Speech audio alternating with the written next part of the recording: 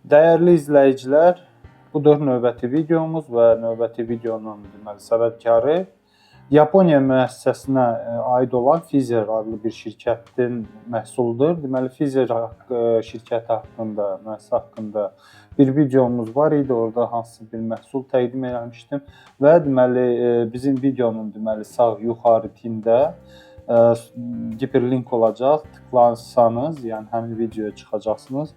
Tarix haqqında necə yaranıb bu şirkət, Pfizer nə deməkdir, lələk deməkdir, yəni ingilis dilindən biz tərcümə etsək. Deməli, Pfizer şirkətinin bir neçə məhsulları var və üstəgəl deməli bu üz qırxmaq üçün, sıravi bizim kimi yoldaşlar üçün deməli üz qırxanlar var, iki tərəfli tiyələr üçün üz qırxanlar var. Özləri də hətta belə iki tərəfli tiyələr istehsal edirlər. Səhv eləmirəmsə bizim kanalda olmalıdır. Olsa yenə də bu yuxarı sağ tində superlink atacağam, hiperlink atacağam. Tıklasanız həmin videoya gedəsiniz. Yoxdursa üzrlü sayın, çəkərəm. Hansısa bir yaxın və yaxud biraz uzaq gələcəkdə bir video və təqdim edərəm. Deməli T-varidir, klassik T-vari. Amma bu vaxta kimi deməli gəlin qutu ilə bitirək ki, dəqiq biləsiniz. Belə bir qutuda gəlmişdir. Qutunun üstündə yazılar var gördüyünüz kimi. Pfizer Safety Razor, yəni ki, təhlükəsiz üz qırxan, qoyuldu və Osaka şəhəri, Japon, yəni Yaponiya. Belə açırıq. Eyni ilə belə kimi yazılar, deməli bu T-varinin çıxardaq. Burada seriya nömrəsidir. Gördüyünüz kimi burada yenə də həmin bu üz qırxanın adı Pfizer Double Edge Razor, yəni iki tərəfli tiyəli belə deyək də T-varisidir və adı popular. Yəni populyar. Popu sözü. Bir sözlə həmin o yazılar belə made in Pfizerdir və bilmirəm burada bizim kameramız bunu göstərəcək yoxsa belə saxlayaq. Bir sekund. Pfizer yazısı var. Eyni ilə bu tərəfi çevirsək Made in Japan. Yəni bunu niyə görə sizə göstərirəm ki, bir sözlə mən çalışaram ayrıca şəkil çəkim. Bu ərəfədə sizə göstərim, yəni yapışdıracağam. Montaj edib bu videonu, ona görə çox vaxt sərf eləməyək onun üçün. Deməli, mən dediyim kimi bir neçə bərbərlər üçün və sıravi bizim vətəndaşlar üçün belə üz qırxanlar buraxır həmin şirkət. Onların arasında belə bir Pfizerdir. Biz tanıdığımız bu klassik T-varilərdə nə ilə seçilib? Yəni, bu vaxta kimi baxdığımız T-varilər necə? Qulp, litə aşağı və üst qapaq 3 hissədən ibarət idi. Bir yerdə bərkinirdi burada rezba ilə. Bu isə bütöv bir T-varidir, mexanizmdir.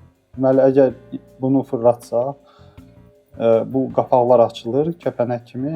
Hələ də adlandırılır. Bunlar kəpənək kimi, yəni budur. Və əks istiqamətdə fırlatsaq, bağlanır.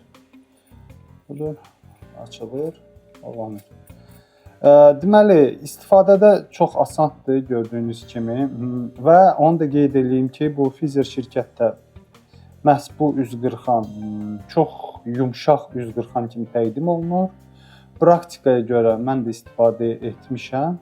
Bəli, deyirəm ki, yumşaq qırxır, əmması var. Onları deyəcəyəm. Elə də yəni ki, super demək olmaz, amma öz qiymətinə görə, belə deyək, Avropalılar üçün və yaxud Amerika üçün və yaxud Yaponiya üçün nisbətən ucuz qiymətə satılır. Amma inandırım ki, sizə əgər alsanız saçansa, plastik, metal paslanmayan hissələr yəni ki, bunun içində və mən bildiyim qədər latun, yəni dümürcün bir mislə qarışığın bir metalı rənglənib, xromlaşdırılıb, hamarlaşdırılıb belə bu vəziyyətə gətirilib. Bu T-varinin tərkibində olan metallar və plastiklər bütün sözlər yarımçıq qalır. Fikrim yayınır. O qədər məlumat var ki, bilmirəm necə eləyim ki, hamısını çatdırım. Deməli, T-vari yumşaq qırxan kimi təqdim olunur, amma deyim ki, heç də elə deyil. Yəni praktikada onu göstərdi ki, düzdür, böyümə istiqamətdə yaxşı qırxır, çox yumşaq qırxır və kimsə işdir, tutaq ki, kasetli üz qırxanlardan ekonom variant kimi belə T-variyə keçmək istəsə, yəni ideal bir belə deyək də keçiddir. O əmma ilə ki, ancaq belə böyümə istiqamətə üzünü qırsa, yəni ki, tüklər hansı istiqamət üzü aşağıdırsa, yuxarıdan aşağıya qırxır. Yəni ki, bu şərtlə bəli, yumşaq qırxır. Deməli, mənfi cəhətləri indi deyiləcək və müsbət cəhətləri artıq dedim. Qiymətdir, kifayət qədər yumşaq qırxır. Üstəgəl, onu da qeyd edeyim, bu formada, həmin bu formada başqa bir model də var, bu Fizerin. Onun adı da atacağam sağ tərəfdə burada bir şəkil kimi həmin o üz qırxanın. O da kəpənəkdir. Sadəcə olaraq tənzimlənir. İki belə deyək də rejimi var. Burada bir knopka kimi bir şey var. Onu keçirdiniz gah bu üzə, gah bu üzə. Yəni birinci 1-2 yazıları var. Belə deyək, birinci rejimdə yumşaq qırxır, ikinci rejimdə aqressiv qırxır. Belə eyni ilə belə plastik qulpu, eyni ilə belə deyək də kəpənək kimi açılır üst qapağı. Belə. İndi isə qutuda nə var? Deməli bu üz qırxandır və baxır hardan alırsınız bu üz qırxanı. Yəni ki, Amerikadan alırsınız, Yaponiyadan alırsınız. Yəni hansı marketplace-dən alırsınız, ondan da asılıdır. Hansı ilin belə aiddir həmin bu T-vari populyar, hansı illərdə satılır, qutu belənçiyinə dəyişilir.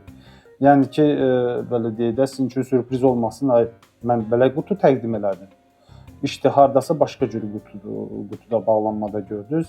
Əsas odur ki, Yaponiya istehsalıdır. Mən göstərdiyim kimi burada da yazılar var altdan.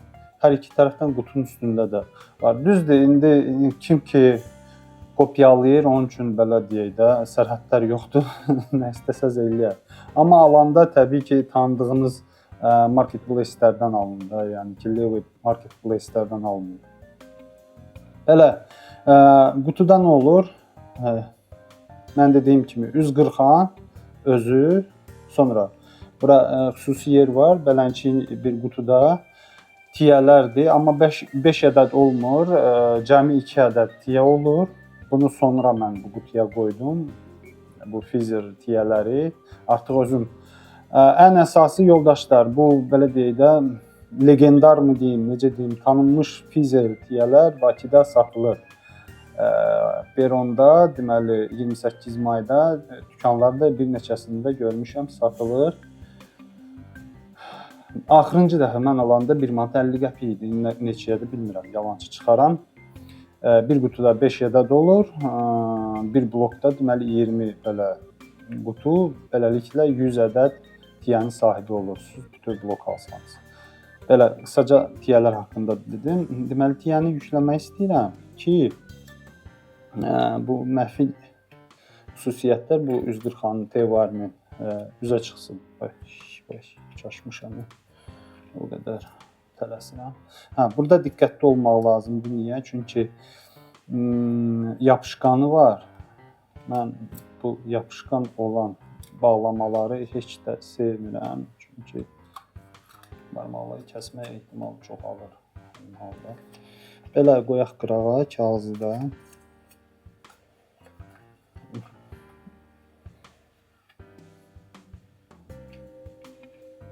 Belə götürək bizim üz qırxanımızı. Gördünüz, bir əllə də belə çox asanlıqla götürüb yükləyə bilirik. Deməli, mənfi cəhətlər nədir? Bunu birincisi görürsünüz, tam da belə kip oturmur. O çox boşdur ümumiyyətlə bütöv konstruksiya, amma sıxanda kip durur, yəni narahat olmayın. Onu da bir növ belə də fırlada bilərsiniz. Bütöv bu tevarini də bunu saxlayıb əlinizdə belə fırladıb sıxa bilərsiniz. Deməli, elə də boşdur, gördüyünüz kimi oynayır. Biraz da sıxırıq, oynama azalır, amma yenə də var. Biraz da sıxdıq, tam sıxıldı və tərpənmir. Gördünüz, artıq tərpənmir. Belə hər iki tərəfdən tiyənin kəsən kənarı eyni qədər çıxır, yəni gözə çarpandır. Sonra bunu müsbət hal kimi gəlin qəbul edək. Mənfi hal, bu qulaqcıqlar, yəni ki, bu tərəflər qapağın altından çıxır. Kimin üçünsə obyektiv olaraq belə, kimlər üçünsə bu mənfi hal kimi olursa, şəxsən mənim üçün bu bir müsbət bir haldır. Yəni ki, tiyəni yükləmək və çıxartmaq tevaridən asanlaşdırılır.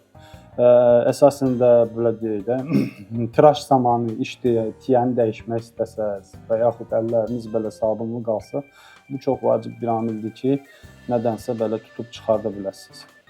Ona görə mən bunu pozitiv hal kimi tanıyıram, subyektiv olaraq. Amma obyektiv olaraq yəni bu mənfi hal kimi sayılır, bilmirəm. Üstə gəl, zaman keçdikcə deyilənlərə görə hələ ki məndə problem yoxdur. Bu açı bağlanan mexanizm boşalır və tiyə belə deyək, tez bir zamanda vibrasiya səbəb olur tiyədə. Onu mən belə də tam sıxılmış vəziyyətdə üz qırxanda öz praktikama görə dəqiqliklə deyə bilərəm ki, bunun konstruksiyanın özəlliyinə görə çox dərinliyə getməyim. Amma inanın ki, o klassik belə deyək, 3 hissədən ibarət olan plitə və qapaq sistemdə tiyə tam sıxılır. Burada sıxılma var, amma o qədər də yəni ki, möhkəm deyil. Ona görə də problemlər yaşanır. Həmin o problemlər